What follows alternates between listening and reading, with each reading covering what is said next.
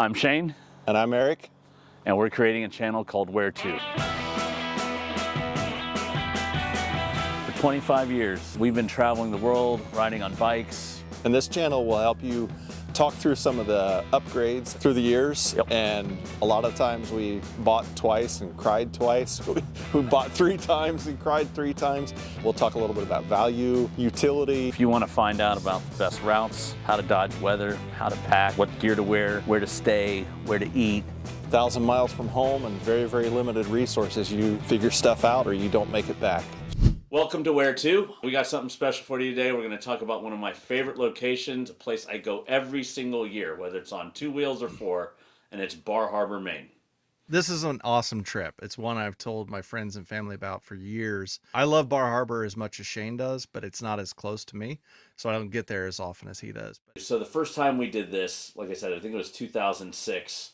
I was on a 99 Indian Chief, all black leather. I didn't have all the technical gear and all the luggage. I was loaded up with a high-tech piece of equipment. It had no ABS, no navigation, no heated grips, no heated seat, none of that stuff that everybody takes for granted touring today. It was a 2006, which is actually a really, really unique model, Triumph Speed 4. It was a 4-cylinder 600cc. It was based on the Triumph TT600 that they took the fairings off of and basically made a naked sport bike. I had modified it a little bit for this trip, knowing that we were going to be doing tons of miles in a week. I put taller bars on it, LSL bars, but it was still basically a sport bike. Had the same seat as the TT600. Sport bikes from that era were more comfortable than they are today, but it was still quite a journey. So when people tell you, and I think this is an important thing, when people say, oh, you can't tour on that, if you're tough enough, or maybe it's young and dumb enough like we were at the time, you can tour on almost anything. You know, you just got to set it up as best you can with what you have and pace yourself. Yeah, for me, like mine was basically in that full dresser class, you know, big bike, 88 S&S at the time is what that was, with Samson dual exhaust, no baffle, so this thing was extremely loud. I think the only thing in terms of comfort that I had, you know, they already came stock with a Corbin seat, which I would say made quite a difference. It was just me sitting there. Thank God I had a windshield because, you know, we hit a lot of serious weather, but that much wind for that many miles would be a lot. I've done this trip, like I said, I go every year, so I try to mix it up. In the past, I've taken my FJ Cruiser when I had that. Looking forward to taking my Land Cruiser up there with the tent, and should have a new surprise here in about a week or so that I'll be adding on to that. Yeah, and I've also did that on both my 1200 and my 1250 GSA, which is a world of difference. So Eric and I now have that same bike. And then lastly, I think last year I went up there in my Porsche 991 Cabriolet, and that was a lot of fun. Totally different experience. You know, it was one of those times where it was kind of itching to get the top down and hit kind of some cool air, but not overly hot. And we did that, I think, in June at the end. So before it was too oppressive heat, you know, we were able to get up there, and it was a blast doing that. But just going back to then the BMW and the GSA, like the difference between that and, you know, having the Cruiser or the Triumph, I mean, Eric, the luggage alone is probably one of the number one differences. I think we both ended up taking those bikes because they were our best option. For me, it was the only bike I had that ran at the time. I had no windscreen. I had no cruise control. I already mentioned no heat on that bike. No ABS, really no rider aids. I did a full week in all kinds of weather conditions, both on and off the bike, with 2 saddlebags and a tank bag. I had some friends that did sport bike riding, and this bike being a sport bike based standard or naked bike, I think is what most people would call it today. And that genre of bikes in general was really popular at the time because a lot of people like sport bikes. They like the sport riding, but they didn't necessarily like the comfort, so the naked standards started to become more popular. We started out the trip first by meeting up at Shane's place in the Northeast, and then the next thing that we did, we rode to New Hope. New Hope is a super, super cool little town in Pennsylvania. We rode from northern New Jersey to New Hope, and then from New Hope we stopped at Hawk's Nest, which is through the Delaware Water Gap, on our way up to the Great Lakes, actually. Hawks Nest is a great place for bikes, for cars on nice weather. On the weekends, it's very, very busy, but we made it through there just fine. We went all the way up to the Great Lakes and kind of bounced off of the coast and immediately headed back through the Adirondacks. I'd never been through the Adirondacks before, but if you've never been to the Adirondacks, you'll understand that it is an absolutely stunning place to ride a motorcycle or drive a convertible through, with lakes on both sides of the road, and there's very, very limited population, even though it's in close proximity to one of the busiest places on the American continent. The Adirondacks took us to Lake Laconia, which was really quite a treasure, and you can see why they have a motorcycle rally there every year. Multiple, actually, but a big one there every year as well. And I remember the morning after we woke up in Laconia, we looked out across the lake, and the lake was just covered with this heavy fog, and we took off along the lakeside, riding through trees that always remind us of our favorite type of riding road, which is the roads that look like a bat cave. Maine, where we rode up I-95 in northern Maine, we saw some pretty remarkable things there. I remember seeing my first ever wild moose about 100 yards from the highway, which is terrifying if you're on a motorcycle because those things are gigantic. Yeah, and it gets pretty remote up there. We also rode through or down the island in Lake Champlain. Do you remember what that island was called, Shane? I do not. But if you haven't been to Lake Champlain, that's probably one of the bigger lakes outside of the Great Lakes. And it's a Yeah, phenomenal view. You got one side is Vermont, the other side's New York. And there's a lot of cool routes you can take to cross that. And there's some good restaurants along the way there, too. Great Lakes, the shores are just crammed with housing and tourist destinations, but and Lake Champlain was really, really pretty because it was not just big, but also kind of remote and desolate in places. So it gave you that old world feel in some regards. But after Lake Champlain, we set our very archaic navigation equipment that we had back then. That was a Garmin Quest that I think that I was using. A Garmin Quest 2, if not MapQuest. Yeah, and I had a Garmin as well, but I had to put it in my saddlebag because I didn't have a motorcycle specific Garmin. And if I recall, we had navigated to Acadia, Maine, instead of Acadia National Park, That's right. which is where the backside of Bar Harbor is on the ocean. So my mistake was I just typed in Acadia, and I'm like, oh, I got excited, I found it, but I didn't realize I Right. was looking for a national park because we didn't have much internet back then, really, to do the digging like we do now, and it wasn't easy to like pull up. We definitely didn't have phones, like Eric said, so we basically just put navigation to Acadia, Maine. I'm like, oh, it can't be that far, right? If the Acadia National Right. Park is It's there, got to be well, close. turns out it is because it's all the way up to New Brunswick, Canada. So you go straight up the diagonal of Maine. You basically hit the international border, which we did. And what did we do, Eric? Like Oh yeah, fools?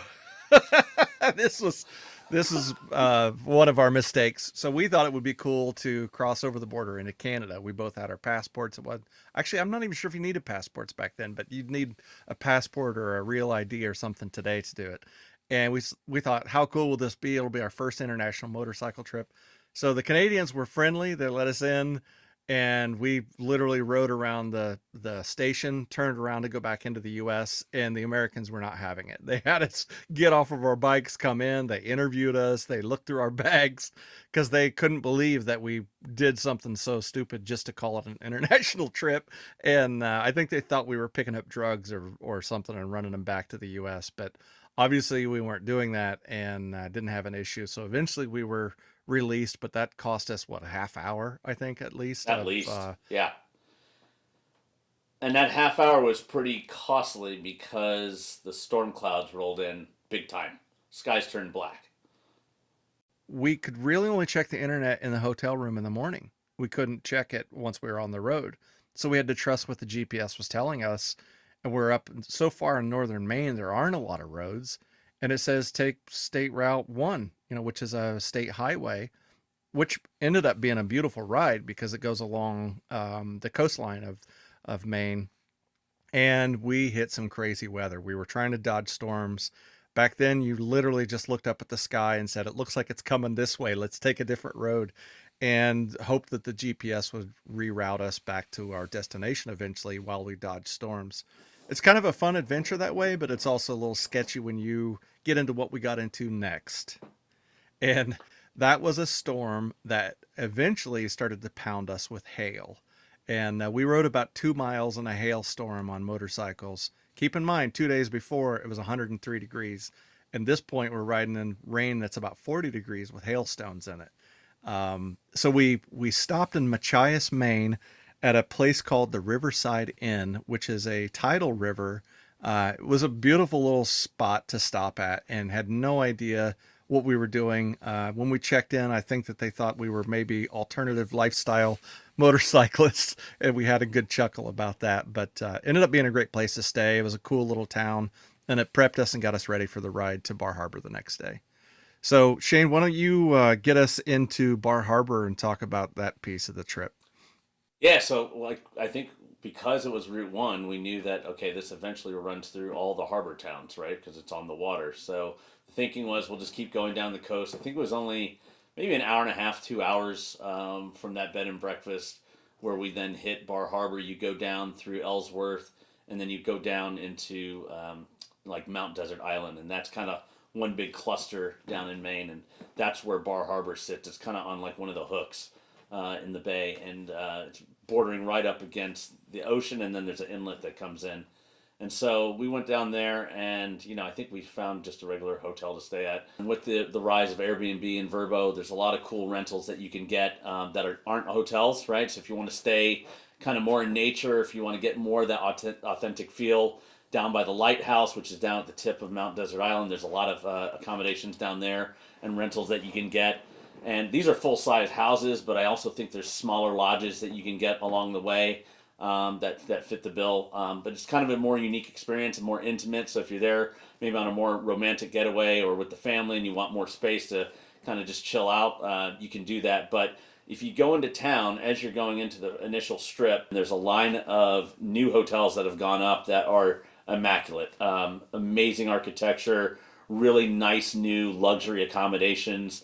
And then once you get onto the strip, that's where you're going to get some of the older B&Bs. You're going to get the Bar Harbor Inn, of course. And then you go further down, there's another set of luxury hotels that have been built on the strip. So there's a lot of places there. The only thing I would say is if you're going around peak, which is in the summer and then in the fall, definitely book ahead of time.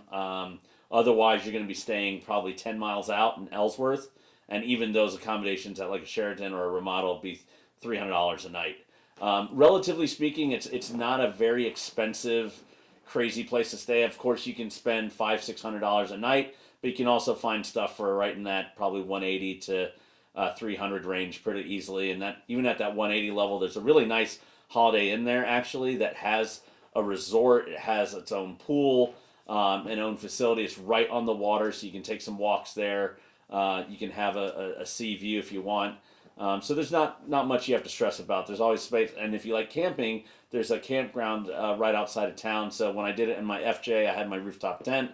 I had my dog at the time, and we were able to set up. I think it was roughly $25 to $40 for a night. Great showers, great accommodations, and very chill. So besides just the accommodations, you're going to find an exquisite culinary experience there as well. Lots of fresh seafood, like Eric mentioned, that you can find on the side of the road. But the Bar Harbor Inn has a great kind of classy restaurant if you want a more romantic setting. But all along that strip, there's lots of opportunities to find good pubs. You're going to find some Italian restaurants. You're going to find steak. I would say hands down the best meal I've had there, and this was just last year. There's a place called McKay's Public House. It's towards the end of the strip, going out towards the back way to Acadia. And then there's Ben and Bill's ice cream, which you're going to see a giant lobster on the outside. There's a fudge factory kind of inside there. It's not a factory, but they sell fudge, and then they have hand spun ice cream. It is absolutely phenomenal. Those two combined, I think, to me, is the best meal there in town. My girlfriend had the seafood risotto. To this day, she swears that that's the best she's ever had.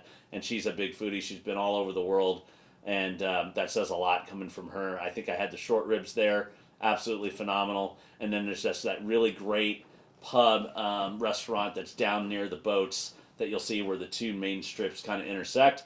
That's a really cool spot to eat as well. And it has just a nice kind of breezy feel to it, where the sides are opened up and you can sit inside, have a nice meal, drink whatever you want, and then Eric and I love our cigars, so there's no problem walking around with one of those. And if you like good breakfast and pastries, there's a whole other strip for that down in that middle road area where you can go get that in the morning.